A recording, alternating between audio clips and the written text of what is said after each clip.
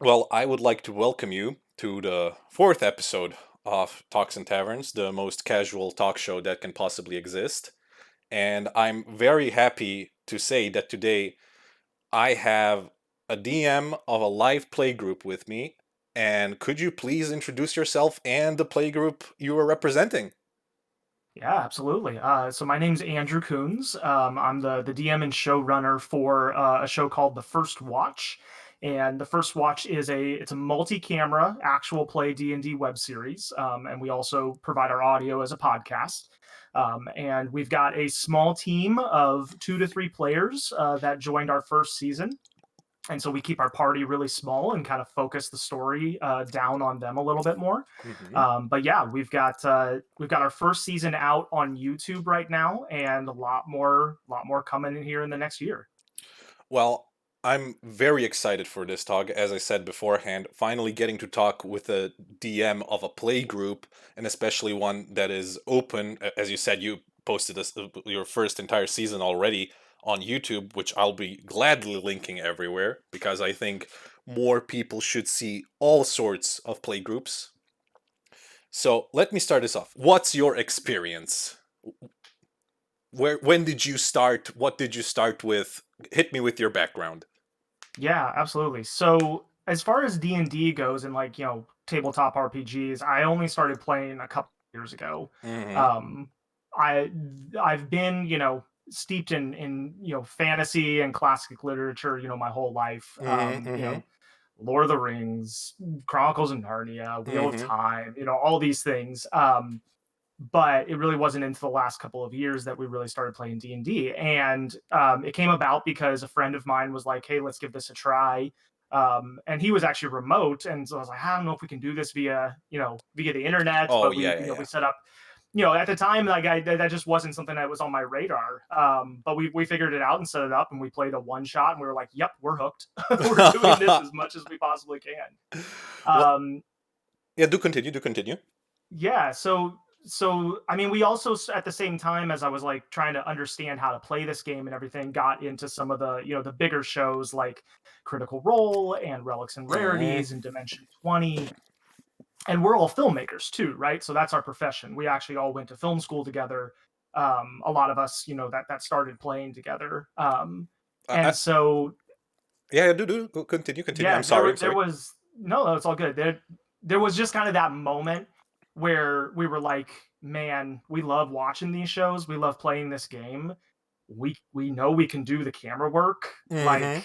can we do this? Can we try this? And we kind of took a little bit of a leap of faith, and that's where it came from. Well, I think more people should take leap of faiths in general because usually great things come out of it. And Yeah. if it doesn't succeed, you get the experience. I see no bad thing coming out of doing such a thing. So you're a filmmaker, and your group are, I guess, as well filmmakers, or you went to school for it, or something like that. Do you feel that it was just a natural thing to try out D&D? That's a really good question. I don't know. Like I feel like D&D is one of those things that yeah, a lot of creative people play it, but I also play in groups that have, people who have quote unquote non-creative jobs, you know what I mean? And every job has its elements of creativity, but and engineers and bankers and things like that. It's like D&D's for everybody. And I do think though that like for us, we all loved, high fantasy. Hmm. And Hmm. so, while there's a lot of really amazing tabletop RPGs, whether you want sci-fi or modern Hmm. horror or whatnot, Dungeons and Dragons specifically made a lot of sense for us because it just was such an easy way to slide into, that realm and that world and the Hmm. casting of spells and the swords and sandals type of feel that we Hmm. wanted. No, that I highly agree with that. That D&D is a perfect gateway into the hobby, Yeah. 100%, especially with fifth edition. I don't know if you played any older editions, but fifth edition, in my opinion, is one of the most accessible ones to start this. And I'm very happy that you guys found yourself in it. I'm very glad you started doing it live. Was there any concern when starting off the live thing, or was it like, yeah, everyone was just like, yeah, let's do it. Let's set this all up. Yeah, there I mean, I think there was just the question of what is this going to look like, because, and just to clarify, Mm-hmm. we don't stream live, we record everything and then do editing Mm-hmm. Mm-hmm. after the Mm-hmm. fact. So, Of course, yeah. streaming live was never on the table for us because we couldn't commit to, a weekly schedule or something like that. We actually Yeah. filmed most of season 1 all in one weekend. Oh, And oh. and so yeah, so we kind of went hardcore there, and that's kind of how our background works anyway. As filmmakers, we're used to, To the you know, crunch and yeah, yeah, yeah. I exactly, know yeah, exactly what you mean. I know exactly what you mean. Don't worry. Don't worry. yeah, Everything can change in a split second and you have to be ready for it. 100%, yeah. And so I think it was more like, as I was pitching this to my wife and my friends who play in it with me, Mm-hmm. like trying to find ways for them to understand what this was going to look like, because there aren't a lot of examples out there right now of this particular style. There's a lot of live streams, Yeah, yeah. but I noticed that the live streaming is the most popular, and I yep, think that just comes because of Critical Role. for sure. And it's, I mean, once you get the setup going and you have all your tech set up, there's an easier element to it, because, Oh, and I'm not yeah. taking anything away from live streams because it intimidates the hell out of me. Mm-hmm. Mm-hmm. But, you don't have editing after the fact necessarily, etc. Yeah. Yeah. Um, but my big inspirations were things like relics and rarities, put on Mm-hmm. by Geek and Sundry. Mm-hmm. But at the same time, they have an incredibly massive budget. They have Oh, an yeah. amazing, they have like 12 cameras and an amazing set, and I was like, we're not going to be that. Yeah. So Yeah. I pitched it to everybody as, we're going to be somewhere in the middle. We're going to have multiple cameras. We're going to do editing.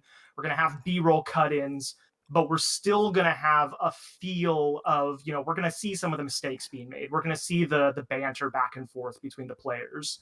We're not going to edit this too heavily, Mm-hmm. Mm-hmm. because we didn't want to lose the charm of everybody sitting at a table playing a game together. Yeah. Um, Otherwise, it's just a sitcom with like camera cuts. Exactly. Yeah. And we Mm. wanted, to create, capture some of that authenticity. So, and we're still evolving that. And especially now with COVID and, the way it's changed the way we have to do Yeah. our filming, we're still evolving what our style is, but I'm really proud of how season 1 turned out. And I feel like we made something that is unique. Well, I agree with that in general because the moment you are prepared to present your world and your players before an audience, I think that automatically in my eyes makes it an amazing thing to do. Yeah. What was there when you were recording, even though it was a recording, not a live stream, were you a bit nervous? Are you I mean, your DM experience, I presume, is pretty good. So nervous. So Yeah. nervous. Oh my Hmm. gosh. Hmm. Like, and I've been on camera, Yeah, my, especially not my whole life, but a yeah, ton. yeah, it's your And field. so, exactly, yeah. But there is an element of, I am usually behind it. And there was, I mean, there's some great bloopers of me trying to actually start episode 1 and just like going deer in the headlights looking at the camera. Because it's such a weird, different thing. You're inviting people, we shot this in my living room, you're inviting people into your home at your table Hmm. to experience this story with you. And I think that we definitely had, a lot of like anxiety around all the technical aspects, but then also just, you're sitting down and there's those natural nerves that I think come with Hmm. every good D&D game, where you're just like, okay, what's going to happen? What's going to happen? Hmm. Hmm. But that was, and you said you're in theater as well, so you'll Yeah. totally understand this. That anxiety, those nerves, Mm. that's fuel. Yeah, That's yeah, fuel. that is That makes it so 100%. much better. Before you step on stage and in front of the camera, that Yep. nervousness, I mean, I see it as a way to hype yourself up. Yeah. Yeah. And 100%. once the ball gets rolling, it's just, yeah, we're doing this. It's going. I have no need to stop this now. Yeah. Oh yeah, it's a great point. Like 5 minutes in, like we almost forgot there were cameras, Yes, and and we're that's the just feeling, playing. and that's the feeling you should strive for in in such a setting, since you're recording and then uploading. Yeah, for sure. 100%. So you focus, as you said, you have a group of 2 to 3 players. Am I correct? Yep. Yeah. Do you prefer smaller groups? Do you think the storytelling can be better with smaller groups or with larger ones? Oh, that's a good question. I don't think that the size of the group automatically makes the story better or worse. I just think it Mm-hmm. makes it different. And I know Mm-hmm. for us, some of it was just a practical aspect of, not needing to cast, or wrangle in that many people, Mm-hmm. Mm-hmm. for a group of five or six. Mm-hmm. But also, like, I think it does help our pacing be pretty quick. We knew, and we also knew just with what we were going to try to do that, like, you know, it's a lot easier to edit a multi-camera thing when you've got a couple of different people to cut to versus six different people to cut to. Yeah, yeah, Um, 100%, yes. so, and then some of our upcoming stuff will expand that. We're going to have parties of 4 or 5. Ooh. Um, but yeah, and the other thing that we kind of thought of as we were starting out was one of the inspirations for this show in particular Mm-hmm. was this idea of you have an adventuring party and it's got 4 or 5 6 people and they all have all these different backgrounds and there's usually some sort of a you all meet in the tavern Oh, type yeah, of yeah, hook yeah, yeah. The at the big the beginning. beginning of ever. You Yeah. meet in a tavern. You find And yourself in a tavern. exactly, and in a world of dragons and magic, that to me is still the most unrealistic part of D&D. Is the idea is that initial session of getting everybody hooked together, and you set your disbelief aside, you do it because it's part of the game. Yeah, of course, of course. But I really wanted to drop people into the middle of an adventure. And so we Ooh. start at level 5. Ooh, We I like start that. at we start in the middle of a hunt and we have 2 monster hunters. And they're already a unit, they're already working together, and they're already on mission when episode 1 starts. Ooh, And I so like you that. kind of just drop right in the middle of the action. And some of that is a little bit of our filmmaking sensibilities. Like I thought, what would I want to see from a movie? If I went to the Mm-hmm. theater, I wouldn't want to necessarily see you meet in a tavern. I would want boom, action sequence, let's go. Mm-hmm. Mm-hmm. Mm-hmm. Um, so that's kind of how we kick things off. I like in medias res action anyway, so I'm 100% with that. Mm, you said it's more regular fantasy what you're playing. What do you mean by that? Or if I'm misquoting you, well, please just tell No, me. You, yeah. you said it's more regular fantasy. What did you mean by that? Well, I mean, whether you call it regular or classical or Oh yeah, whatnot, classical. Yeah, I'm so sorry. yeah, no, it's all good. We're not steampunk, we're not modern. We're very much what you think of when you think of Lord of the Rings. Mm-hmm. Um, Elves, dwarves, halflings, medieval setting, Mm-hmm. slinging spells, that sort of thing. Mm-hmm. And so we're there are definitely unique aspects to our world, and those will start to come out more and more in the later Oh, I seasons. will But be but when asking you you about world building. Don't you worry about that. Don't you for worry sure. about that. But when you think classic Dungeons and Dragons, I think that's where we are trying to find our footing. And that's not to say that we don't feel like we're original. It doesn't mean that there's not room to riff and make new things, but there's also a lot of fun in taking that classical setting and doing it your own way and doing it really well. Um, because I think you can elevate something past being cliche by Uh-huh. just believing in it and doing a really good job. Mm-hmm. Mm-hmm. No, that I'm with you. I'm with you on that one.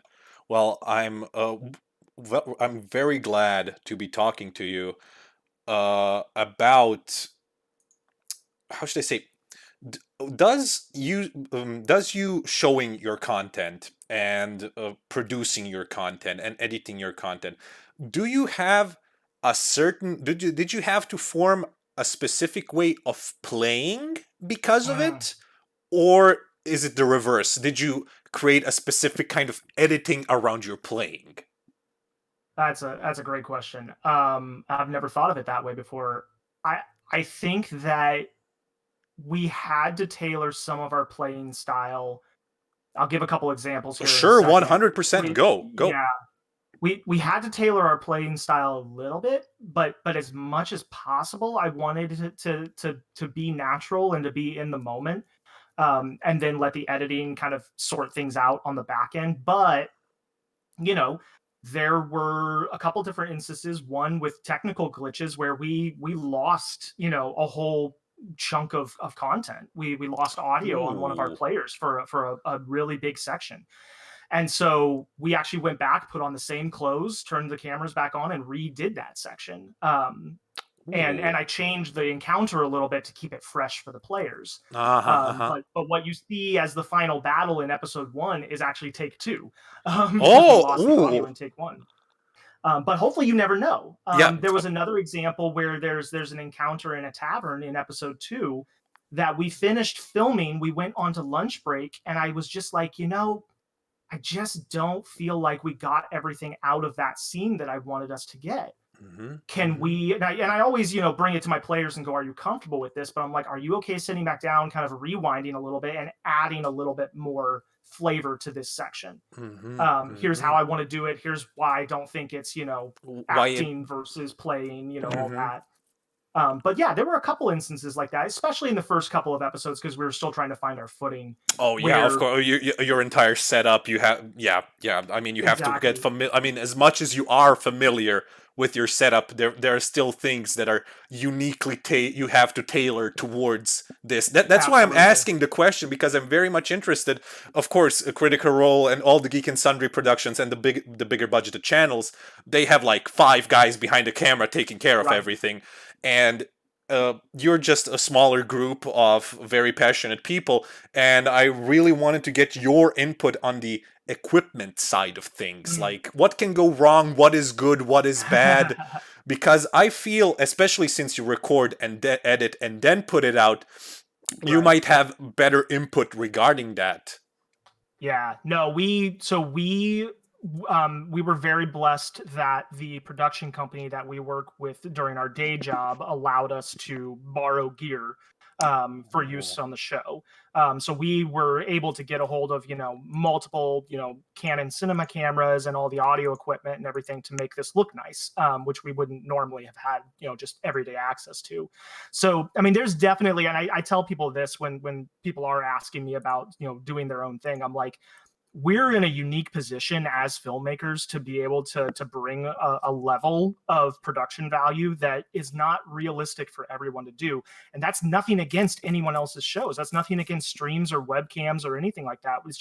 It's where we are in our profession. Mm-hmm. Mm-hmm. And we're going to take advantage of that. So like, Yeah, don't of let that course. be a barrier to you, do what makes sense for you. And for a lot of people, that's a podcast, and that's awesome because almost anybody can get, decent audio equipment and do it as a podcast. Yeah, I agree 100%.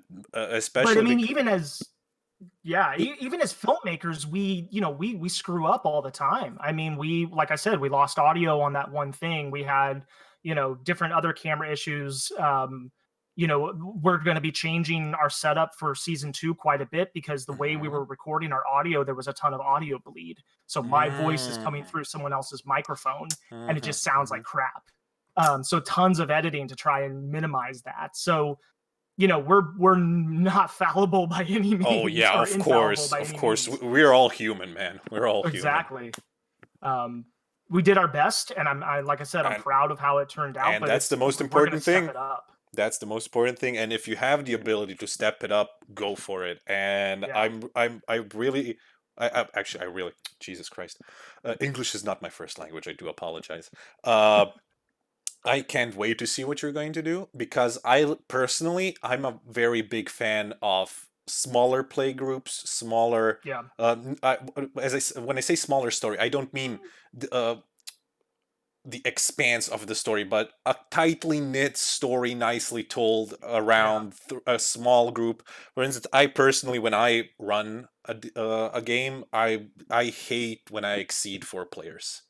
And I Yeah, don't mean that in a bad way. It's not like I want to shun people from my table, but I know that my brain functions better with a smaller group of people around yeah, which I can tailor a better story. On the other side, the DM I play with right now, every Sunday, he's ready to take on 9 players at a time, and yeah, I'm in awe of that. And I'm yeah. in awe. I'm like, holy crap! I would never be able to do this. Well, it's a little bit of a generalization, but I tend to find that if you have a larger table, so let's use Critical Role as an Oh, example. well, they are the biggest, of course we are. Yeah, they are. Yeah, and so most people will kind of have seen at least an episode or something, and For sure. they have 8 people at the table sometimes, and even though the stories that Matt Mercer is telling are very expansive and amazing, Hmm. to me it is a character driven show. Oh, You what? watch Yes. for the characters, you watch for their character arcs.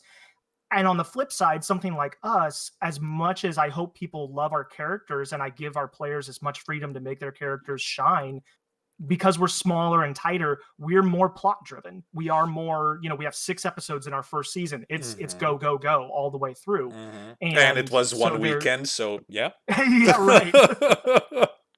I still So it's love just a that different part. I'm style. sorry. I love it. I love Yeah. it. It's just a different style of storytelling. And I think they're both valid. And Oh, I would love to do 100%. something that's more character driven eventually, for sure. Well, I hope you get the chance to do that just for the experience alone, to be honest. Yeah. Yeah, and our home game that we play, every other week is that way. We've got 5 players, and it's very much, what do you want to do? What do Hmm. because we're not trying to hit a time, we're not trying to hit a due date or anything. We're just playing. It can be more open ended. Hmm. Hmm. No, that I agree because it's your own game then. You don't have to present it to anyone. You don't have to validate Right, yourself before anyone. It's just you and your players. So right. let's get to the world. Did you make it? Is this your brainchild? Is this story your brainchild? Tell me.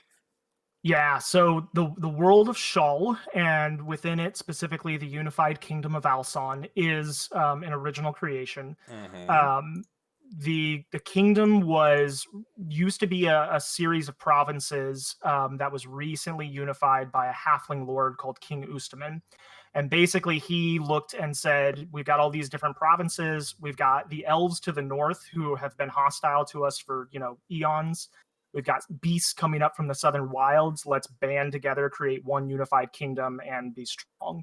So Mm-hmm. he led a little bit of a bloodless revolution to do that. That's Mm-hmm. kind of the backdrop to our world, and that's where we find ourselves now with this newly unified kingdom. And Mm-hmm. it's I kind of imagined it a little bit like early America, where it's the United States, but they all still have very much their own identities. Mm-hmm. Mm-hmm. Um, and like so whether you're in Roderfell or Valenhigh or Alson proper, you're part of the quote unquote kingdom, but you still kind of are maintaining your own cultural independence. Mm-hmm. Um, so that's kind of where we find ourselves in this early country.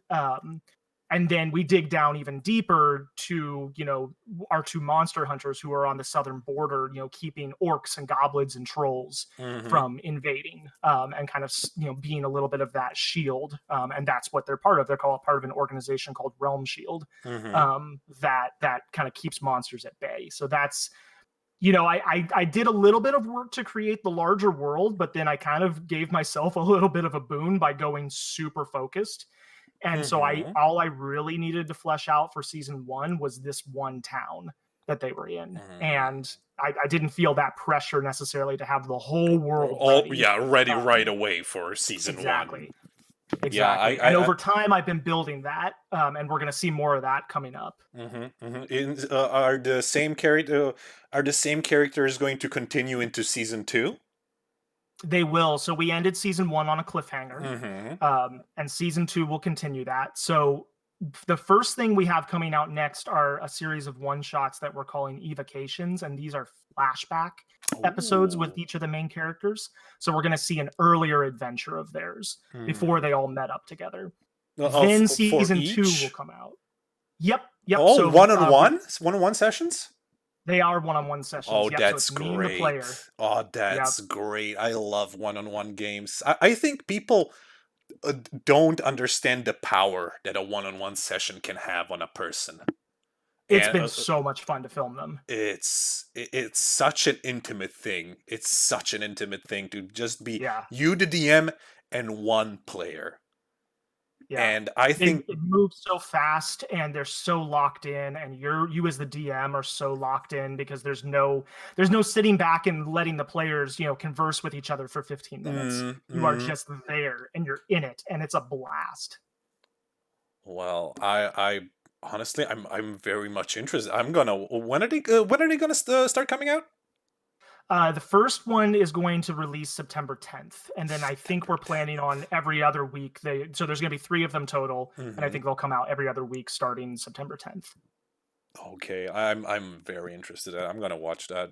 I'm 100% watching that because as I said, one-on-one is very much interesting because it Yeah. puts the player in a hot seat, Yes. and it's like a barrage of questions, like you're on an exam. What are you doing now? What are you asking? Yes. What? Oh my God, that's gonna be great. The other Did you already record them? We've recorded one, and we have a couple more that we're recording. Actually, this I'm doing one tomorrow, and Oh. then in a few more days. But the other fun thing that we're doing, because again, we're all filmmakers, we all love film history and classic movies. Mm-hmm. So I'm actually constructing the story for each one shot to feel like a different film genre. Um, Oh. so one of them is going to be a little bit more of a horror film. Oh, One of them my is going to be favorite. more of a yeah, one of them is going to be more of a lighthearted, fairy tale type film, and one of them is going to have more of like a war film feel to it. Oh, that Um, is great. I love how you're putting your experience in a particular field into use. I love that. That is great. I mean, if you have the experience, why not use it? yeah. 100%. Uh, what do your players think of the entire thing? What do you think? How do you gauge if you're doing a good job? Ooh. So thank you for touching Are you on my deepest self-critical? insecurity. Yeah, yeah. I have to ask those questions because I know Right. DMs are the most self-critical creature that Yeah. exists in this world. Oh my gosh. I mean, whether it's the show or my home game or something, like I get like you ride this wave of energy all the way through the session. And then for me, there's such a crash afterwards. Like I get depressed, I get self-critical for like 24 hours after a game. Mm, And And then, I start hearing feedback that, "Oh, we really loved it, and everything," but I don't know what that is. It's just like there's this, like, adrenaline ramp that I go on, hmm with hmm everything, but, it's enough of a high that I keep coming back to it. Ah, yes, my favorite drug, DMing. Yes, Hmm. exactly. But I mean, I think for me, it's the most rewarding thing as a DM or as a filmmaker who's, putting these together is to see my players excited to see the final thing come out. Hmm. 'Cause Hmm. there's this weird thing of, like, I wouldn't be upset if they didn't even wanna watch these. They already played the game, you know what I mean? Like, they Oh already yeah, had the experience. yeah, yeah, I one hundred wouldn't I'm percent. not there's an element of, like, if you never wanna see this again, like, that's fine. You did your job as a player, you played the game, but to see them also be fans of what we're making and that we're all fans of our own content, hopefully in a Mm. non-narcissistic way, um, is really exciting and really energizing. Well, I hope your players watch. Do they? Yeah, no, they do, and it's so fun. It's so fun to release an episode and then, hear their feedback and, "Oh, I remember this," and, "Oh, that's really cool that you added this sound effect here," or whatnot. Aw. And it adds kind of a new experience for them as well, which is a lot of fun.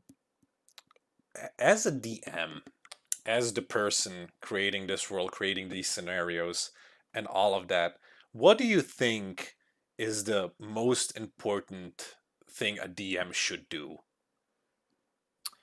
Uh, whole regarding his players? Yeah, absolutely. A DM, he or she needs to hold the trust of their players sacred. There is a very real element with this, even if you're playing something that's a little bit more of a, you know, classic high fantasy adventure game, like the role play element of Dungeons and Dragons or any tabletop RPG brings out real emotions. And I Yes. think I'm so cognizant of, you know, wanting not only wanting players to have a good time, but wanting them to feel safe and wanting them to, to not step on their triggers and to, not put them in situations that are going to, make them feel violated emotionally in Mm-hmm. some way. I'll be completely honest. I've made mistakes in that regard in our, especially in our home game, especially early on, Mm-hmm. wanting to put people in these really perilous situations with really high stakes and kind of not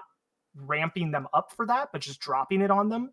And like, it was a really tense night. You know what I mean? Like, it wasn't Yeah. not in a good way. Mm-hmm. So I've Mm-hmm. had to learn the hard way with that. But, But the I think most that important thing is that's you learned.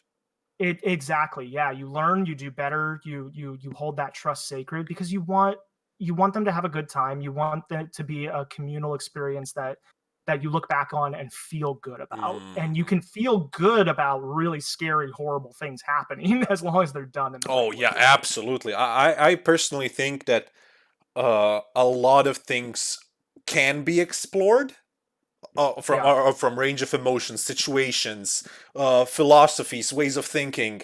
Everything can be explored, but yeah, it very much depends: are your players up to it, and do yeah. they feel comfortable with it? But And now, being okay with stopping when they're not. Like I think that maybe I don't know, this is maybe I'll catch some flack for this, but a less mature dungeon master might get frustrated that the player isn't ready to go to that place with them. And it's like, look, this is, you're there to facilitate a story. You're not there to mhm. push people to an emotional place they're not ready Oh, for. Like absolutely, absolutely. at the end of the day, this is a game. Like Hmm. if it's not fun, it's not working. Hmm. Hmm. Uh, do you? How should I put it? Not a session zero, but how much? Uh, for the recorded games, how Yeah. much input do you take from your players?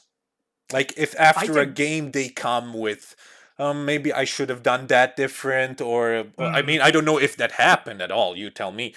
How much do you take the players? How should I say? Mm, I mean input, but their perception of the whole story, what is currently yeah. going on, into account. Do you tell them beforehand what you wish to accomplish in a certain episode? Do you tell them what you generally want to, like, give them certain checkpoints that you want them to reach? How does that go? Or do you keep as much as possible in the dark for them? Yeah, I definitely have my own checkpoints that Mhm. I have bullet points behind the DM screen of like, okay, I'm hoping that this, and this happens, or that they get Mhm. to this conversation or whatnot. Because as open ended as I want the world to be, there is a little bit of video game thing where like you have to like reach a certain thing to unlock the next part. Well, it just makes Um, sense story-wise. right, right. But I don't know. I don't tell them that. I think the biggest thing that I try to do is help them understand the vibe of the world and the vibe of this and like the tone of the story. Mhm. We did have a lot of conversation ahead of time over how serious versus silly are we going to be, Mhm. what types of we had a conversation around swearing and what Oh, type of language we really? wanted to use. Yeah, because I Huh. wanted to keep it PG-13 Oh, just yeah, for yeah, yeah, of course. yeah, just for an You're accessibility thing. Like we uploading it, cuss, yeah. but yeah. And then, in the same vein, I tell them, I'm not going to include sexual assault or child endangerment or some of Mhm. these other things. Like, we're not going there. This is, it's not a family friendly story, but it's not, It dark definitely rated R doesn't need either. to go this hard into the grim and gritty. Exactly. Yeah, absolutely. Exactly. And so, like, I think once people are on the same page with the tone and, like, kind of the expectations for what the content is we're making, then, from there, I just let it be what it's going to be. And, there are definitely silly moments. There are definitely very, very serious moments in our show. And it's so much fun to look back and be like, cool, we made something that could balance both of those things. Mhm. Yeah, balance is important regarding such a thing. How do you? Uh, well, goddamn, now it was on the tip of my tongue. Did you have a session zero for the show? Yeah, we did, and I TPK'd them, in the session 0. But the session 0 for us was very much like we had never played a game with just 2 players before, Hmm. and so the session 0, there was some role play, and some kinda getting to know some of the NPCs and stuff, but, like, for me, it was very important to push them all the way to that TPK in the session 0 so that I could understand the balance for the encounters going into the season. Because I just didn't know, like I had never run combat for only 2 PCs before. And Hmm. so I Hmm. needed to know where that limit was and what type of spells can the bad guys have that are too much, or how many goblins can I throw at them, things like that. So yeah, we TPK'd, and I made a little story point to make it so they didn't actually die. Yeah, that's what we used our session zero for. Nice. Honestly, I love. I never heard like when I usually ask people or talk with people about session zero. Oh yeah, we were making characters, coming up with the story a bit, like Yeah. talking about what each of us expects from this, and you just came out. Yeah, I TPK them. Yeah, I wanted to know some. Yeah, I wanted to know some numbers real quick, so I killed Yeah. them. I love it.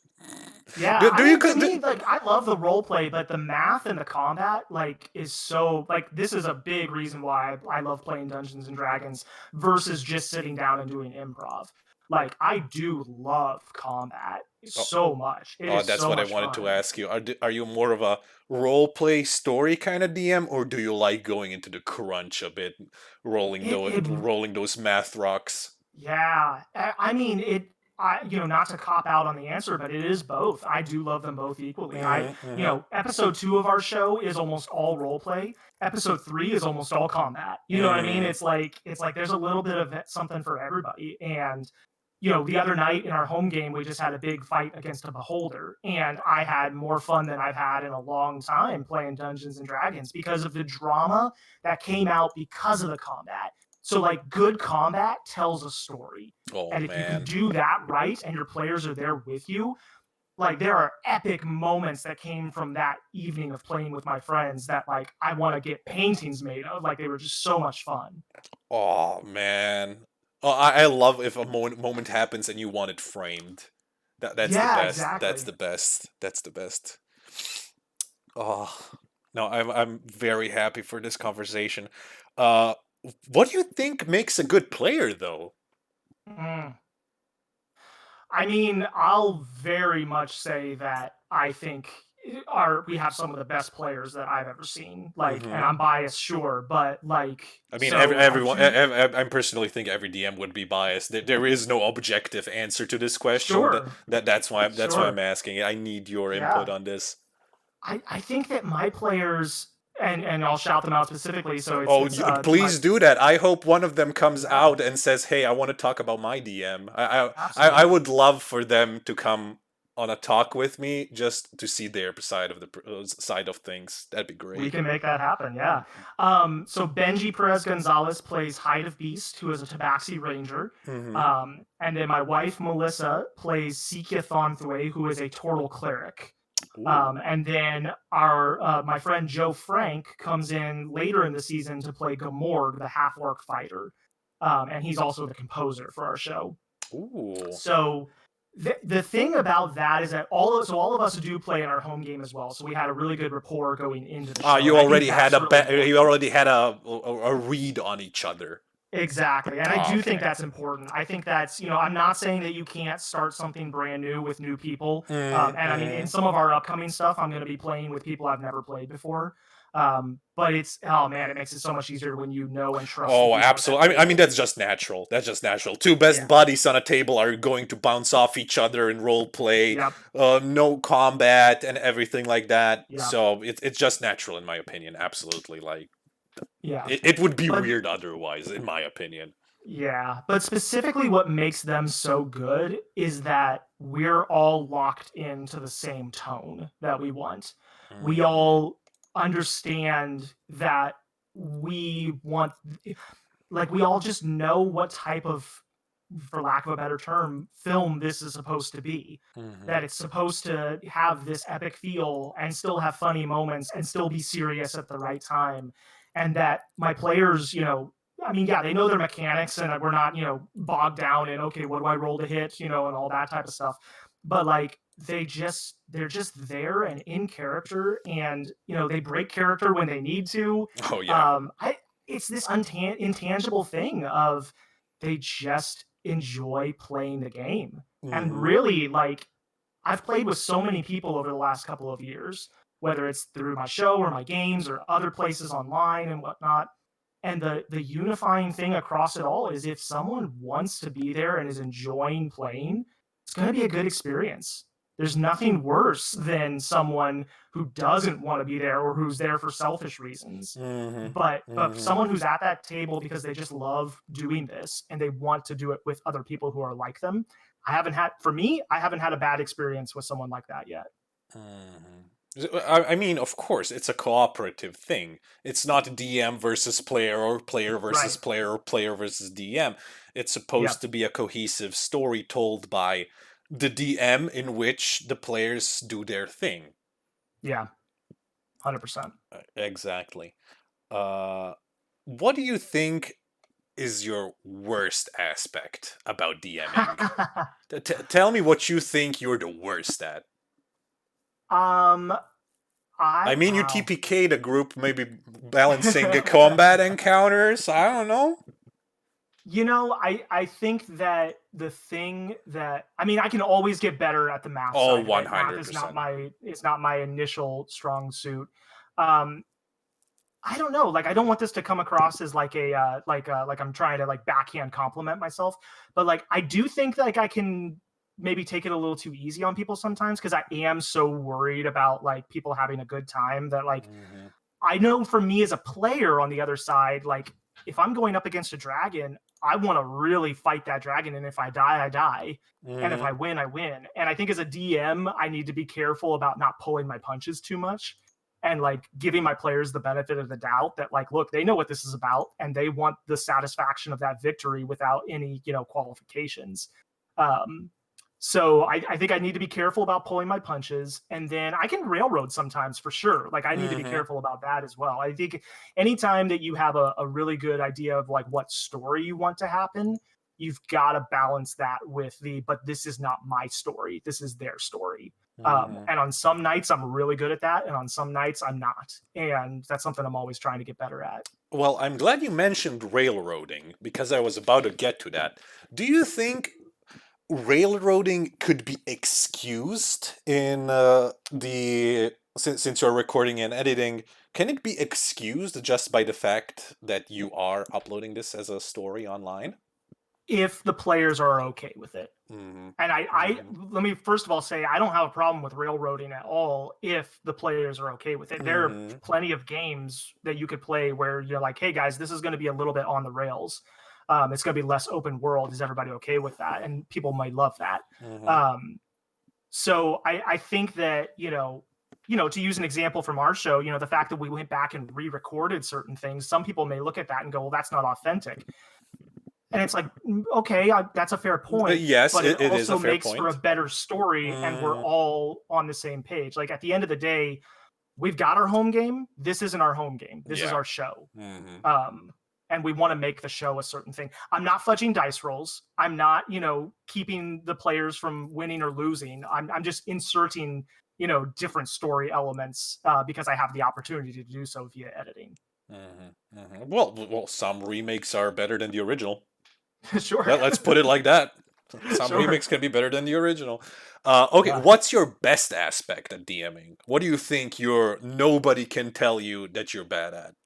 Oof.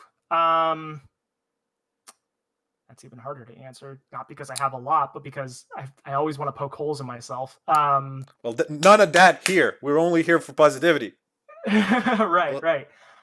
I think that I think that I am locked in and I'm dedicated to making it a good time. And that's maybe one of those more intangible things that like you're not going to find in the Dungeon Master's Guide book or something. mm-hmm. But to me, in my experience, I've just found that like there's so many things that can be forgiven, knowing a rule or not knowing a rule.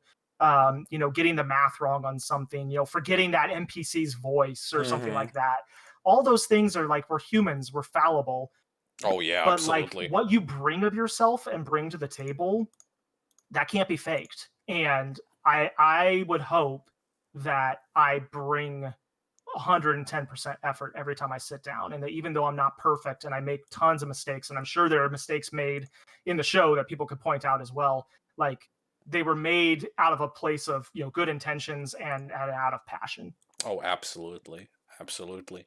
How much prep time did you put in for the first season? I mean, it's Um, kind of a weird question since you did it all in a weekend. yeah. So how much crunch did you do before that? there were a good couple months of pre-production, but some of that included all the technical stuff, like getting the camera work figured Mm-hmm. out and all those things. As far as the actual like setup of the game Mm-hmm. and the running of that, not as much as I should have probably. Like Really? I had the very first episode very clearly mapped out. Like I wrote almost like an adventure that you could put up on the DM's Guild for it with all the DCs and all that stuff.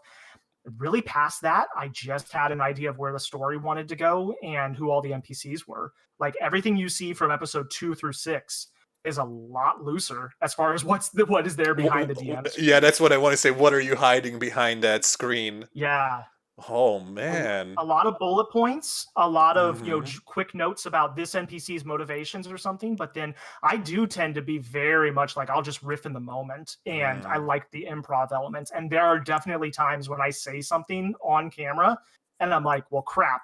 I got to remember that because that's important, and I hadn't thought about that Yeah, before. yeah, I came up with that on the spot. God damn. Now I have to put it Exactly, somewhere. God damn it. exactly. No, I love it because I can identify with that because I'm the same way. I'll put up bullet points, I'll put up NPCs behind Mhm. my screen. I'll come up with like the main check, let's call them checkpoints because it's the easiest way to Sure. call them. There's some checkpoints and everything like that, but everything the rest, I'm a bumbling fool, my guy. I am. I'll come up with the craziest stuff on God. Like I've never related more to any meme than the one that went around a while ago where it was like, oh, you're such a prepared DM, mm. and then the DM looks behind the screen and all he sees is a note that says "sexy goblin." Oh my, you It's same. like it's like, yep, Absolutely that's all same. I got. Absolutely same. Like I when I first started for a very very long time I was a forever DM. I was I'm my history of playing tabletop RPGs is like 12 years. I Yeah. have played tabletop games since I was 12. Wow. And for a long time I was just a DM and I was a bumbling fool as I said. I just went in, let's improvise because my mentality was if I'm more like improvisational and I am somewhat casual about everything, maybe the players will also pick up on that and start their Hmm. own kind of creative spark behind it. That's a really Uh, really interesting point. yeah, and I was thinking like, I mean, I didn't tell him, oh yeah, I just came up with this on the spot or anything, but Sure. I was trying to present it very lax, like very relaxed, very casual, very from the like from the top of my head, and I saw some players pick it up, like the way their character started, like a player started talking a bit more than they usually do, who Right. started like even like physical gestures. One of my players like started actively like moving their hands while talking and stuff Yeah. like that, and I really enjoyed that. And I was like, oh my god, I might be onto something. And then Yeah. came a sad period in my life where I completely stopped playing because of school and different things. And Hmm. just recently, I picked up that again from a player's side, and my DM right now is like that bastard is so prepared. And I'm like, I'm messaging him, hey man, want to meet up, want to play some games, want to go play some Magic or something like that. Nah, man, I'm preparing, and I'm like, oh my Yeah. god. I was the Yeah. kind of DM. I was in the back seat of my friend, scratching on sticky notes what I wanted to do Yeah. that night, and I'm like, oh my god, I am But way such a out of good my point that league. the way the DM presents the game will absolutely set the tone for the table. And if and it's and again, it's not right or wrong one way or the other, Oh, but if you do absolutely. come with it with a more laid back, relaxed vibe, that's what you're going to get from your players. If you come at it with a more like, guys, let's take this seriously, let's all get our mat hats on, like that's what you're going to get from your players. And it's just about talking about session zeros, it's about finding out what your players want. I like playing both ways. I like sitting down for a silly game where we're all going to get a little tipsy and we're just going to do funny voices. Oh man, And I beer also and pretzel, love beer and pretzel, love it. Beer absolutely. and And pretzel. there are Oh. nights when I'm like, I want to go kill a damn dragon and I want to, roll high math and like let's get crunchy. So it's some of it's who your players are. Some of it is just what do they want to do that night. Hmm. Do you think you kind of have an inherited advantage, you as a DM and your players as you are in the field in cinematography and stuff like that? I think that we bring that sensibility to it. I think we think about things through a cinematic lens, and like even when I'm playing my home game and an epic moment happens, like the way I picture it in my head is like how it would appear in a movie. Mm-hmm. And Mm-hmm. so I know that that's definitely the way I describe things and the way that I talk when I'm DMing. I almost as if I'm reading like a cinematic description. Um, and I think that we all come at it with that lens. Which is another reason why I think that the tone of our show works is because everybody is unified with what our background is, Right. and we're all bringing kind of that fantasy film feel to it. Mm-hmm. How long have you known your players? So my wife and I and my buddy Joe all met in college, Mm-hmm. so about 12 years ago. And then Benji, who plays Hide of Beast, I met 3 years ago when I joined my new day job company, and he works with me there. Um, and so, yeah, we've got, we had at least a few years of rapport, if not, a decade. Um, and yeah, I would not want to do this with anyone else. I would not want to do this with people who aren't some of my best friends. Mm-hmm. It makes it so much fun. I'm super excited about the fact that some of our upcoming stuff is going to expand and we're actually doing casting and I'm meeting new people. But as far as like getting this off the ground and that first season, I'm so glad I had my friends doing it with me. Mm. It made all the difference. Yeah, I was just going to ask that. Like, you have such long years of knowing them as well people. Are you ready for that new blood to come in? Very much ready. I think that one of the things that has shocked me the most about getting kind of out there a little bit more and promoting our first season is just how amazing this community of players and DMs and people who just love tabletop RPGs is. I have made more friends in the last 3-4 weeks of heavy promotion that I've been doing than I have in a long time, and like really high quality people.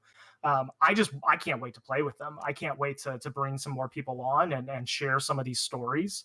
Um, and it's very energizing and it's very encouraging and it's so much fun to just find people who are so like-minded, and who love the same things as you do. That's as human beings, we crave that. We Oh reach out, yeah. especially at a time right now when so many of us are at home, Hmm. or not able to gather. Like this is filling that void for sure. Oh, absolutely. I think D&D and tabletop and role-playing games in general had a huge boom, especially now, and because of other shows presenting them, including for Critical Role, Sure. and Stranger Things, who just was the first Yeah. episode is, oh my God, you're playing D&D. Do you think D&D becoming mainstream is a good or bad thing? Oh, I think it's a great thing. And I love Critical Role and I Mm-hmm. love Stranger Things. And like, I get that they're now the big thing and they're the quote unquote corporate thing. But I wouldn't be doing this if it wasn't for those things. Mm-hmm. Mm-hmm. Um, and I still every Thursday night tune in live for Critical Role. Like it's the thing my wife and I do every week. Oh, that's wonderful. And like I'm not ashamed of that. Like I love the big productions as much as I love the indie things. Of course. And I think there's a place for everything. And Mm-hmm. I was telling someone this the other day. When we think about classic fantasy literature, like right now, we think back, all the way from Beowulf up the way through Tolkien, Mm-hmm. and you think of it in a certain way. And like 100 years from now, people will look at the tabletop RPG movement in that same conversation. These are stories that are being told and built and put out there for people. Now, will they talk about our show specifically? Probably not. But we get to be a part of that movement and we get to lend our voice to the next wave of fantasy storytelling.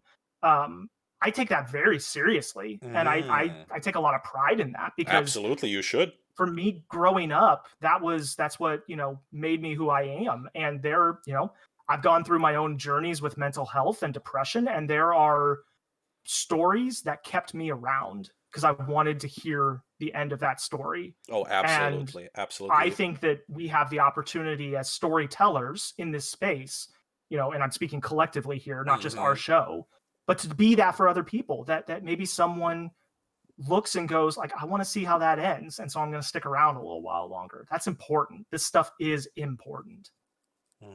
When do you start the casting? We have started casting already. So Oh. we've got a casting call out on our Twitter. Oh, And great. I will definitely put that in description. That is, I think awesome. I will. Well, I'm. This is very weird. We're talking about casting for a D&D game. I know, This right? is kind Isn't of it so awesome? far out for me because usually, I mean, you worked in you work in cinematography. I work in a theater, and usually Yeah. casting is like. I remember we had a musical going on here for we had Evita the musical, Uh huh. and we had people coming in singing and everything, and Yeah. it was kind of like, oh yeah, of course this is a show slash movie slash whatever. And Right. now when you mention like casting call for a D&D game, I'm like, how does it work? Can you just go through the bullet points for me? Because I'm very interested in that. How does that look like? I mean, I am figuring it out as I go. This is the first time we've ever done this, but what we're doing is, I've got basically a couple, basic questions, as far as like, their experience and ability to play and everything. I've got one little question on there about like, how would you deal with a locked door? Would you break Hmm. it down? Would you teleport inside? Would you, pick the lock? Trying to get a little bit of an idea of people's flavor of game. Hmm. Although that's a very basic question. No, no, It's going to throw that please. off. The door is the eternal question in every D&D game. But like, That is book and scripture, my guy. Like, how do you yeah. handle a goddamn door? But yeah, I mean, I think for us, the next step is just to, I mean, we've gotten so many amazing applications. And I mean, I would love to work with every single person who submitted. We don't have that many roles available yet, but the next step for us is just to start looking through it and going, okay, who do we think fits, our games the best? And that's, Hmm. I'm not looking forward to that. Like Oh this yeah, is this that is then the comes the element of part. like, Yeah, yeah. yeah, The I've denial. never had to do that. Yeah, I've never had to do that before. And I'm just like, God, I don't Man, want to tell any of these people no. Like I'm so excited to work with so many of them. yeah. Do the players also have input on that? Do you go through the applications with your players? For sure. Yeah. I mean, our core group of players is also kind of like, The my assistant mainstays. showrunners for this. Yeah. Yeah. We're building this together for sure. So like, we're going to go through applications together and see what makes sense. And, um, we'll see where it goes. We've got two different mini series that we're casting for right now. So there's definitely going to be some opportunity to play with a lot of different people. I'm excited. Well, this was a very insightful talk. This was great. Well, Wow. thank you so much. No, Yeah. no, I had thank a blast. you. No, I just want to say I love the casual part of this because uh, I don't think you can get genuine, not genuine, but like the right emotional tone for everything. If it was like Mm, scripted and everything, I like sure. the relaxed format of this. So how how relaxed are you while recording that? How hard do like what has to go wrong in one sitting Mm, to stop recording? Like, can one dice yeah. roll force you to be like, no, stop recording? No, a dice roll would never influence that. The dice are God. They determine all, and that's the beauty of the game. I think Hmm. for me, I don't know. I try to act relaxed, but I'm definitely got a lot of things running through my head when I'm DMing during a recording. Hmm. Um, whether because I mean, you're balancing the technical along with the Hmm. actual gameplay. I mean, yeah, I said earlier, like if I'll be like, hey, welcome to the first watch, and I'll bumble my words and restart it or something like that. Knowing that I can edit sometimes if I do, forget an NPC voice or something, I might be like, oh, let me back up and start that sentence again. Oh I didn't yeah. get his accent quite right. Hmm. Hmm.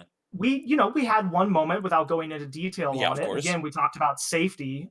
We had one moment during the show where things got a little intense, and we paused and Hmm. talked through as players, what made sense for that moment, Hmm. as far as like player comfortability. And then everybody got on the same page, and we started the recording back up, and we went. According But to the new plan. Exactly, exactly. Mm. But I think that, when I think about the dice, gosh, that's the whole point. You use Dungeons and Dragons, right? And you don't just do Mm. something, with improv. Like, is it going to be a natural 20 or a natural one? Who knows? Oh man, I love how you said the dice are God. That is so true in those high stakes moments. Yep. Or even if you just want to do a scene right, like a player planned it out in his head, and just Yep. there comes that nat one, there comes that nat Yeah. one, and you're like, gosh darn, I could have looked so cool. Yeah. And instead I gotta fall on my face Yeah, I and fall on my or face, or or vice versa. or It's, yes, I'm of gonna try this course. random thing that should not work, but nat 20 and let's make it happen. Oh man, this was such a great talk, my dude. This was I love Same. I loved all the things you presented here. I love how you presented your show. I love how you presented your players. And as I said, I would love to see their input on this. Yeah. I would like to see their perspective because this is a show, and as much this is a cooperative story, Yeah. everyone has their opinion of everything and their insight of everything. So, how much? I mean, I already asked you how much player input you take, but what do you think helps a player get comfortable at a table? Mm.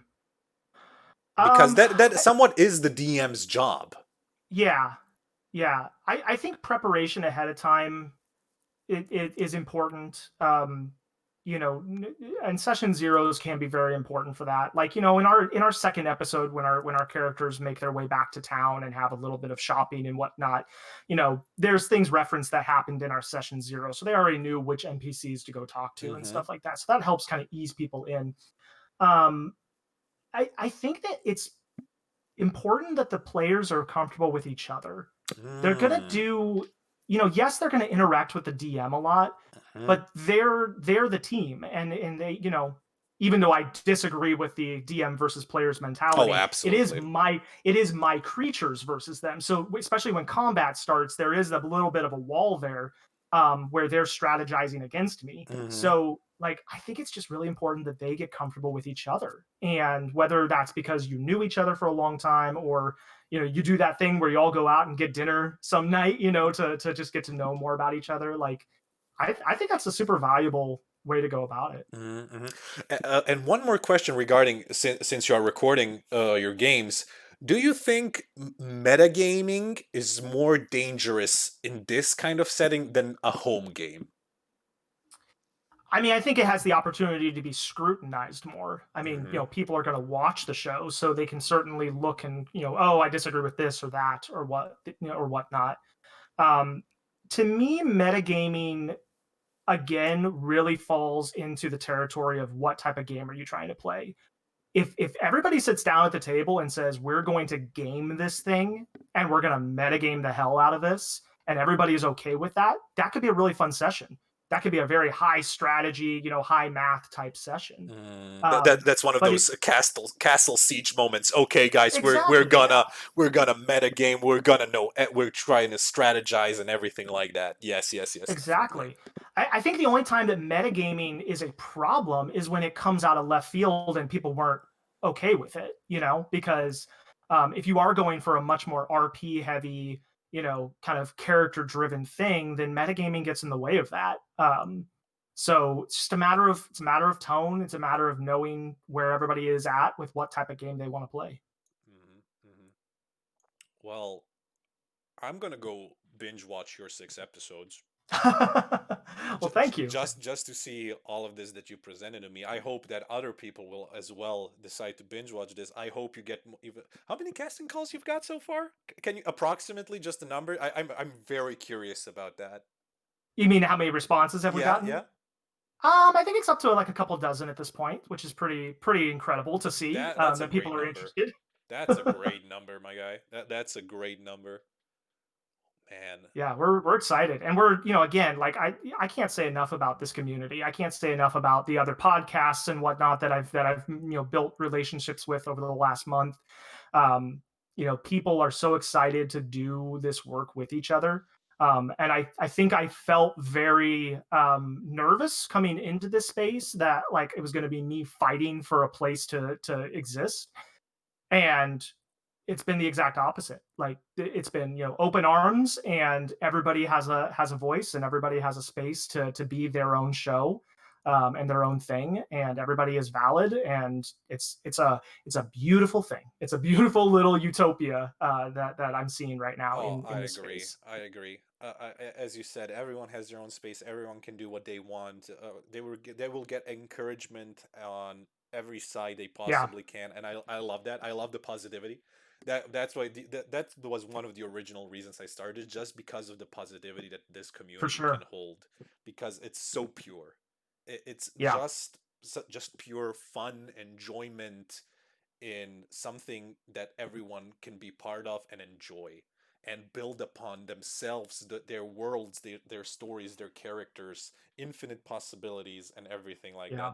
Well, I'm glad we had this talk. And one final question, since Mm. you're a cinematographer and you know about such, I also apologize if it's wrong that I'm calling you a cinematographer. I don't know your exact title, but what would you say would be a cardinal sin in recording a game? Cameras out of focus, obviously, are a really big one. I don't know. Like, I don't think that there's when the recording itself, like, there's so many different like ways you could record, and like, what's appealing to one person's eye is not going to be to another person. Mm-hmm. So Mm-hmm. I would say it's more on the editing side that I would nitpick things. And to me, when I'm editing these, like the multi-camera type thing, this is very specific to our show because we're cutting from the players to the DM to the battle Mm-hmm. board, all that stuff.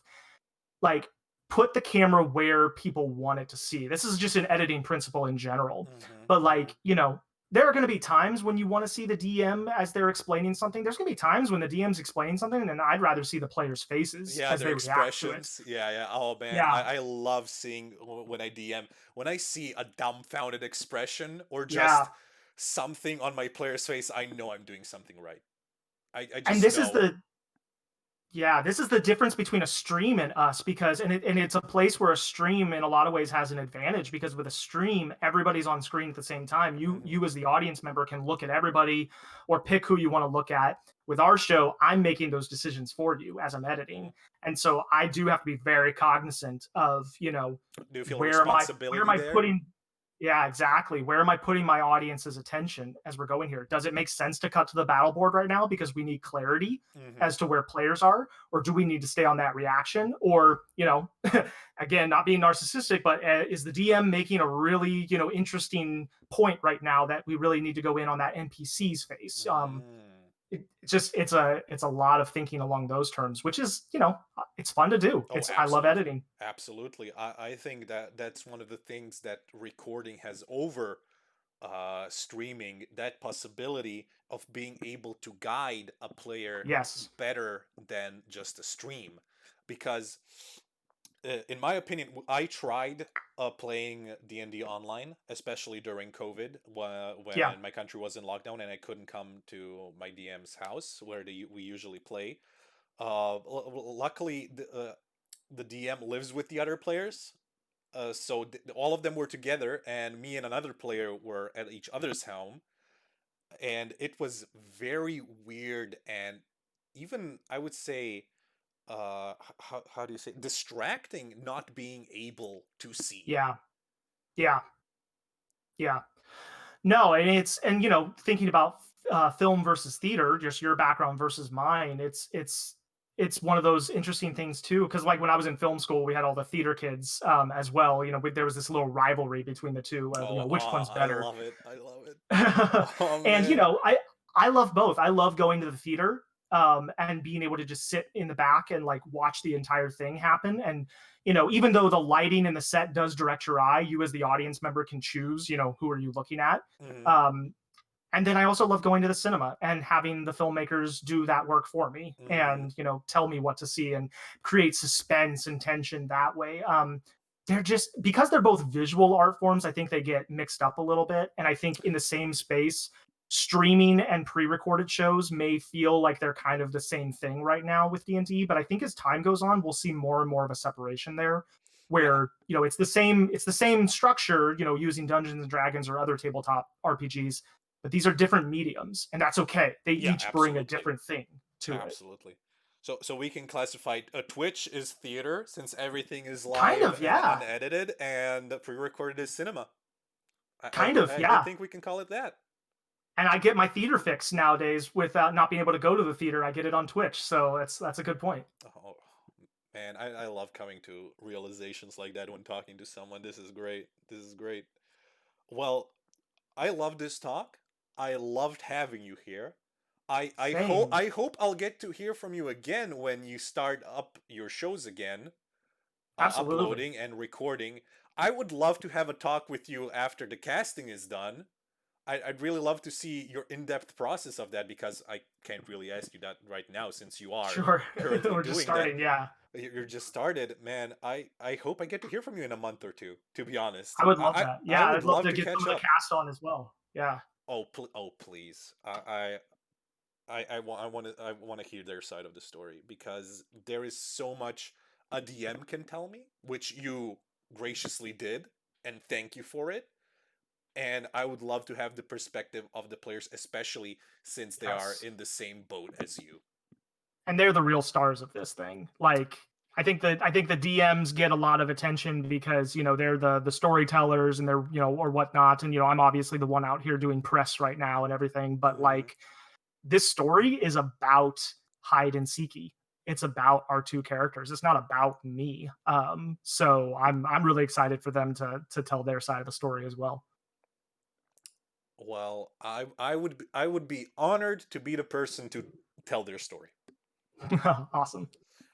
Thank you for being here. I hope you enjoyed your time at my tavern, and I hope you come and visit again, my guy. It was a great tavern. I will definitely come Thank you. back if Please, the opportunity. five star on Yelp, please. Yes. Yep. Otherwise, 5 star we're Yelp gonna get review. closed down. I'm I'm back on payments. Right. Oh my gosh.